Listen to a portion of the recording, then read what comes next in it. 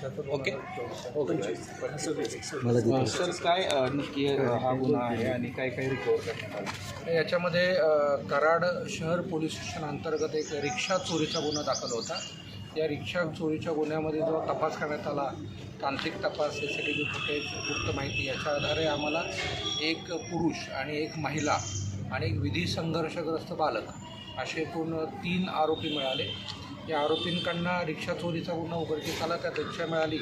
तसंच जवळजवळ सुमारे 9 घरफोड्या या आत्तापर्यंत आपल्या परिसरात म्हणजे कराड शहर परिसरात केलेल्या डिटेक्ट झालेल्या आहेत. त्याच्यामध्ये जवळजवळ 7 तोळ्याचा सोन्या चांदीचे दागिने, रिक्षा असा 13,30,000चा माल जप्त झालेला आहे. या 9 गुन्ह्यांपैकी 7 गुन्हे हे 2025चे आहेत. एक रिक्षा चोरीचा गुन्हा आहे 2026चा आणि एक घरफोडीचा 2026चा गुन्हा आहे. तसंच पिंपरी चिंचवड परिसरातील आळंदी पोलीस स्टेशन हद्दीतही 3 गुन्हे डिटेक्ट झाल्यात. ते केल्याचे आरोपी कबूल करत आहेत. ते पिंपरी चिंचवडला त्याचा शोध चालू आहे. त्याचा शोध घेतल्यानंतर अजून काही मुद्देमाल, अजून काही गुन्हे हे निघण्याची शक्यता आहे.